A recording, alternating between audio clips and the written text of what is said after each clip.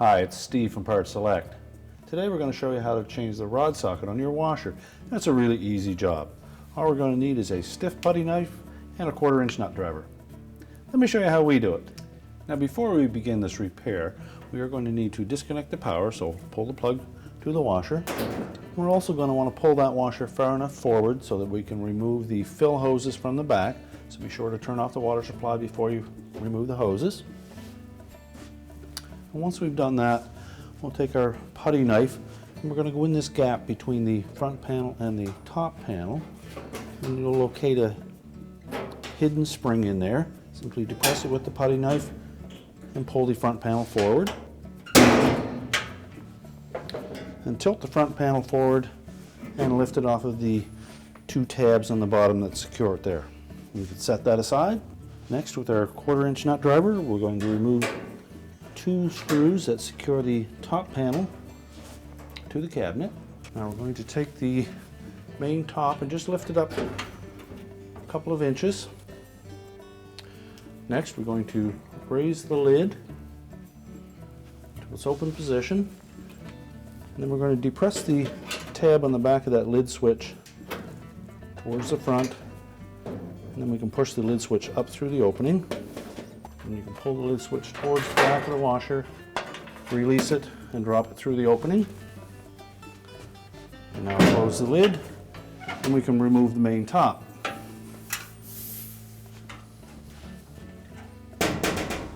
Now if we're replacing one of the front sockets, this is as far as we need to disassemble the machine. If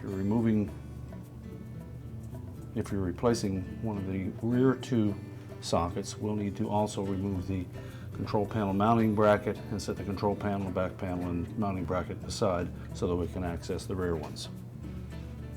And it's simply a matter of lifting up on the bottom of the suspension rod, pushing it up through the opening, and we'll depress one of the little locking tabs on the side of that socket, force it up through the opening, slide it completely off of the rod. And while we have that tub suspended, we'll slide the new one into position. And it does not have the little locking tabs on it, so it's simply a matter of lining it up with the locator tab in the center and setting it into position. And now we can reassemble the washer. Now when we put the main top on, we want to make sure that we engage these slotted holes at the back of the main top with the 2 hooks on the top frame.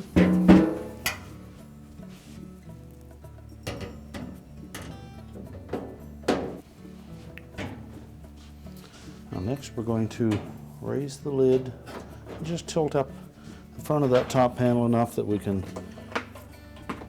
position the lid switch up through the opening in the main top, keeping the wire harness towards the front. We'll hook it in and then press down on the back of it until it snaps into place. And we'll reach in between the top and the frame. We'll snap the wire harness retainer into the frame, and we can lower that main top down into position. We can close the lid.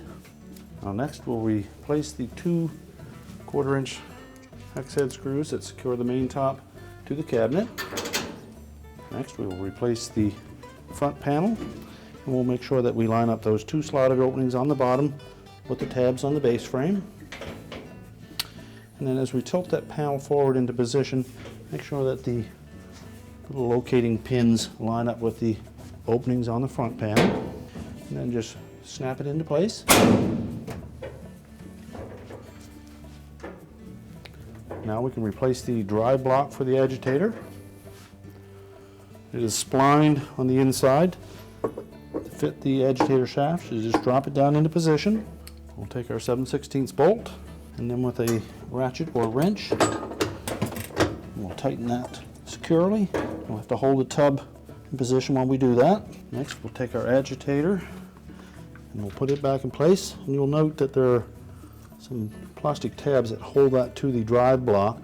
There are also 4 splined guides that line up with the exterior of that drive block.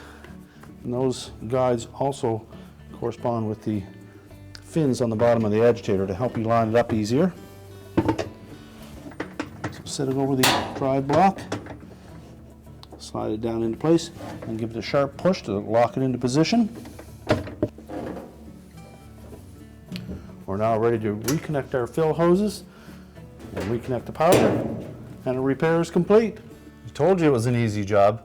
Thanks for watching, and good luck with your repair.